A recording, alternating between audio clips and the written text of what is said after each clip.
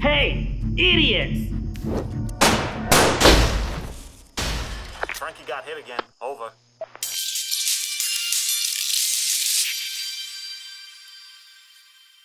Spoiler alert! If you haven't seen Wandavision episodes 1 through 8, go watch them, get out of here, but leave a like first. You've been warned. Hey, what's up everyone? Chris Kelly here. Follow me on Instagram. Today we're going to be recreating the Westview Anomaly from Wandavision. That's correct. I'm going to be reprising my role as the Scarlet Witch, and I know some of you are not quite so comfortable with that, but make your peace with it because it's happening. We're doing it right now. Did you guys see the crazy finale of Wandavision, by the way? It was insane, I assume. We're recording this the Wednesday before. Go ahead and post your spoilers. They don't affect me. The first thing we're going to make is this pixely moire chromatic aberration part. Yeah, I don't know what to call it either. What's moire? Moire is when if you try and film something with a pattern, like a shirt with tiny stripes, they get all messed up in the camera. I didn't know that Yeah. term. Cool. It's like a defect. Yeah, I've seen it. I didn't know how to name though. We'll leave this part in because this is educational. There you go. Yeah, so it's an outtake that we left in.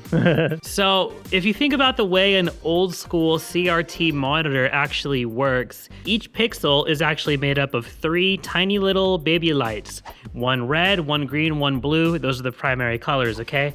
That's actually why the credits in WandaVision look like that. So making this pixel is going to be our starting point. Make a new comp that is 30 by 30 pixels, and inside that, make a new red solid that's 10 pixels wide by 30 pixels high. On the mask shape tool, change it to the rounded rectangle, making sure the red solid is selected, and then just double click the rounded rectangle tool. Now we have our round pill shape. Let's move that over to the left side and make a green one and also a blue one. Now we can grab all 3 and just shrink them down a little bit to get some space in between them. That looks good. You know, a terrible thought just occurred to me. What if WandaVision is like Game of Thrones and the finale is so bad that it goes from being a worldwide phenomenon to just being something that nobody cares about, and then suddenly this tutorial is too late and no one's gonna watch it? Yeah, but I think we've got like 6 or 7 seasons before that happens. Oh yeah, good. Also, White Walkers and WandaVision, that sounds fun. I'd watch that. Oh dude, you haven't even, never mind. I haven't started. What you said just now is good, but I don't want to tell you why. All right, anyway, where were we? We doing a tutorial or something? All right, so let's make a new comp called Bulge Pixel, and this one is going to be a square shape as well, but depending on how big you want your final effect to be, you can make it whatever resolution you want, but for us, we're gonna just go with 2160 by 2160. Let's drag the pixel comp in and add a motion tile, and we're gonna turn up the output width and height until the pixels fill the frame. If your pixels look too big, turning the tile width and tile height down will make them smaller.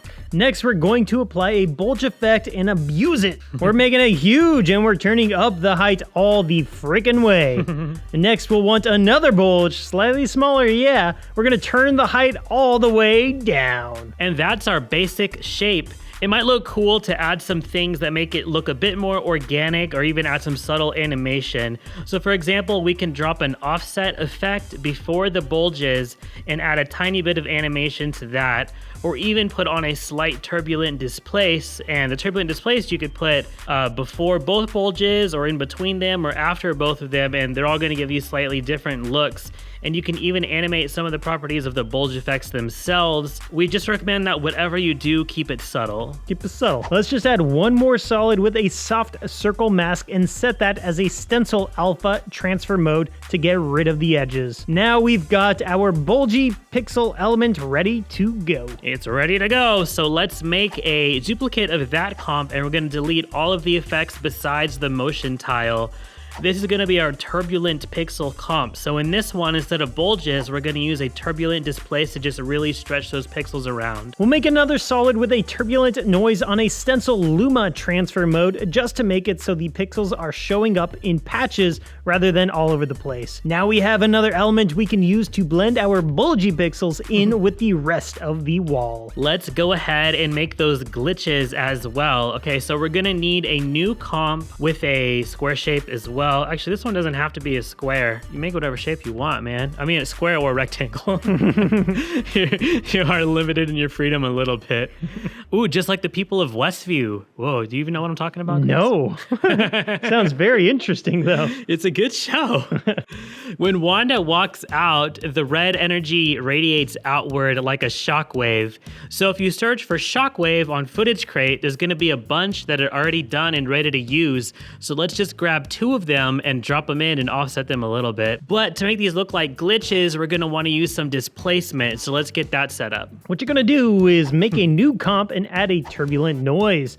The fractal type can be really whatever you want, but the noise type should be block. Under transform, you'll want to uncheck a uniform scaling and stretch it out a bit so we're getting more of the horizontal blocks. We'll animate the evolution with an expression, but you can also just use keyframes if you want. But if you want to look cool, this is how you do it. You guys can't see, but Chris is wearing a top hat right now. That's what he means. I look cool. And this is the only way. All right, so this looks good, just like Chris and his hat, but we don't really like how you can see all the hard edges arranged in an even grid. You see those? This effect is supposed to be messy, and that's way too clean. So to fix it, let's duplicate the noise layer and change some of this stuff around. Now you have to change the scale width. The scale wideness, but everything else is optional. So you could change the height or the offset or the evolution speed or anything you want. The more different, the better. So actually, you probably should just change everything. Now we just bring down the opacity of this layer to make it blend with the one below it. In any of the Avengers movies, do they ever call her the Scarlet Witch, or is it always just Wanda? That's a spoiler too. Wow, I'm really calling this. I mean, the answer is no. They don't call her the Scarlet Witch in any of the movies. Okay, cool. Since we're going to use this for displacement, we want the distribution of black and white to be pretty much equal. That way, it will displace in all directions evenly rather than favoring left or right or up or down. So let's add an adjustment layer with a levels effect. Based on this hump on the histogram, you can very clearly see what the distribution of colors looks like. We can just grab the middle triangle and move it towards the center of the hump. That should take care of that. You can even add a second levels effect, and now we're not actually going to change anything on this one, but just by looking at the readout on the histogram, you can see if your colors are even or not. So it's a levels hack. As we adjust the top levels, the bottom one is going to update and let us know if we're doing a good job. You just want it to look like an even, smooth transition. Yeah, so let's just grab those 3 layers and pre-comp them. We're going to call the pre-comp block noise. Then that will be available for us to reuse whenever we need it. And we're gonna use it. Now back to our shockwaves, you remember those? Let's add an adjustment layer with a displacement map effect on it. We're gonna select our block noise as a displacement map layer and turn the displacement way up. And now we have some glitchy shockwaves. Cool. If you want some extra glitches that don't fade away, just add another solid with a turbulent noise. Turn the contrast way up and the brightness way down so that you get these little white bits. You can make them block shaped if you want, but really it doesn't matter because we're just going to drag it below our displacement layer and it's going to end up looking all glitchy anyways. You can animate the brightness to fade them in and out, and you can animate the evolution if that's something you want to do. We'll set it to screen mode to blend it in with our shockwaves. Now if you go to Footage Crate and you find the transitions section, there's going to be a whole subsection just for glitch transitions. If you want, you could grab some of these and drop them in as little extra accents and put them on a screen mode just to blend them in, and you could even motion tile them if you want them to fill the whole screen. Last thing we need is to add another adjustment layer with a shift channels effect. Do you see this coming? You didn't see that coming? Take the alpha from the luminance and we'll tint it red. Since primary colors don't always blend very well, it might be smart to lean more towards orange or pink rather than just going straight up red. Now to make our blue glitches, the process is pretty much the same, except instead of shockwaves, we're just going to have a big fractal noise layer, turbulent noise layer, not a fractal noise. Old habits die hard, you know? You just dated yourself, bro. I did, yes. You on TikTok? No. Anyway, these glitches aren't supposed to be as aggressive as the red ones, so let's go ahead and add a fast box blur with the dimensions set to horizontal only, so just that'll smooth out the edges a bit. Cool, that's everything we need to build our hex wall. Now we just need some footage to composite it onto. We didn't didn't really have a good place near us to shoot this, so we went with some stock footage and Adrian on a green screen. That was too loud. We went ahead and did a day for night conversion on our footage. Now, we're not really going to get into that here since this is already a big fat tutorial, but if you're interested in learning about day for night, let us know in the comments. We'll read them. Yeah.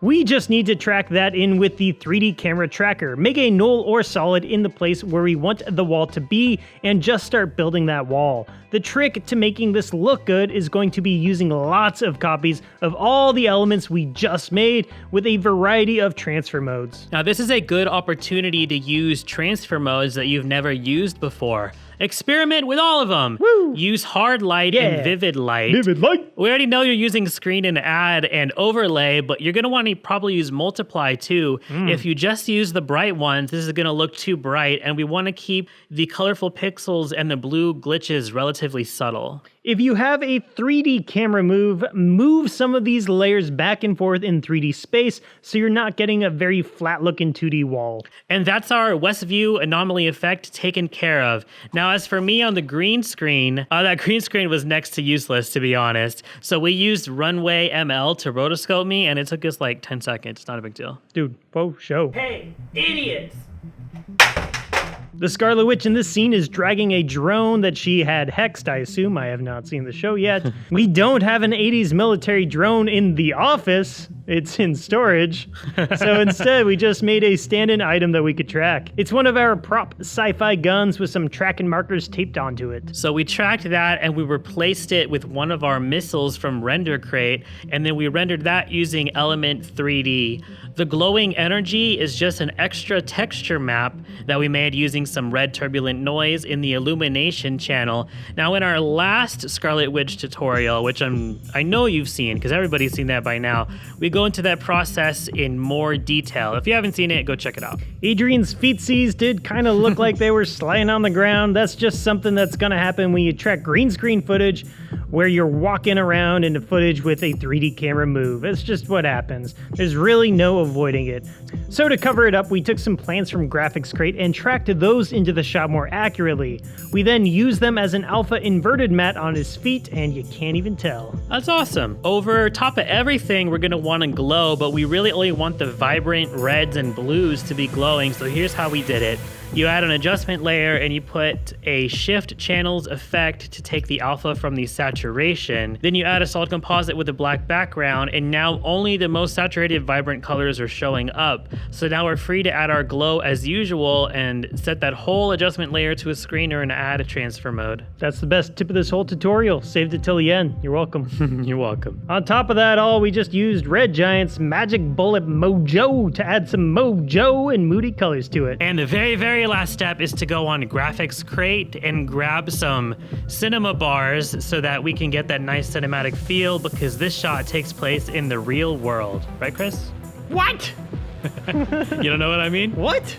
Watch the show. What? Hey, by the way, I got this idea for a video. I think it'd be awesome. I want to turn you into superheroes. If you want to be turned into a superhero, email support@productioncrate.com with a photo or a video of you doing something superhero-like. If it's a video, we want that shot on a tripod, please. In the subject line, just say, turn me into a superhero, and we're gonna pick 5 of our favorites. All right, and that's it. Thank you guys for hanging out. What are you doing after this? I'll hang out. No, not you. Oh, I'll go play VR with my virtual friends. Okay, I'll, One's a cat. All right, that's enough.